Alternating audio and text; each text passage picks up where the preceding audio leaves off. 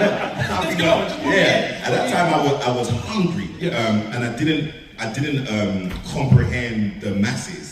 And the fact that there were people from so many different cultures, so many faces would watch you and they would know your name and you wouldn't know theirs. Right. So that perspective, I didn't really think about that until the first announcement of, John Boyega's in Star Wars.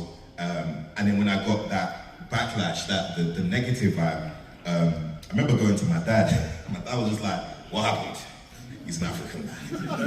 I said, they just announced I've been cast in this, but I don't know, man, they're getting onto me with some racist comments, and then some people are sending letters to my agency office, a whole lot of journalists downstairs in my block of flats and shit.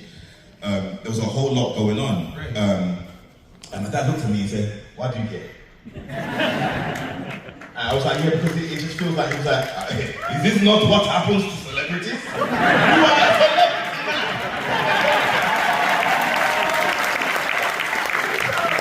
Yeah. And then that's when I looked at him and I was just like, "No, you right, bro."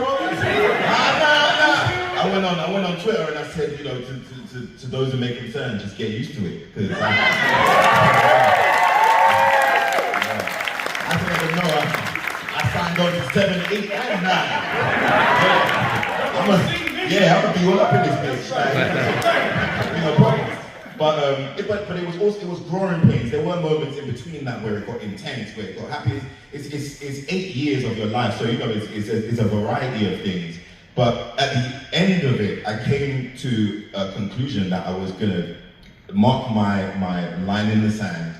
I wanted the fans to know my perspective, because also I was sick and tired of traveling and fans would come up to me and tell me stuff, and I would have to act as if I didn't agree. I felt like I was lying to you guys. People would come up to me like, "Hey, they did Finn dirty, bro. They did Finn dirty, bro." And I'd be like, "No, they did the best they could." After that last contract, I took the mask off.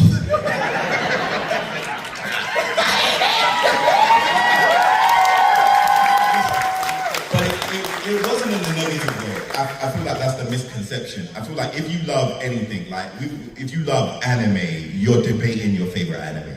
If you love movies, you're debating about it. And for those who love Star Wars, there's no way you love Star Wars and you haven't had a debate, even if it's who's better, Mace Windu or Obi-Wan, you have these back and forths, and I don't think because you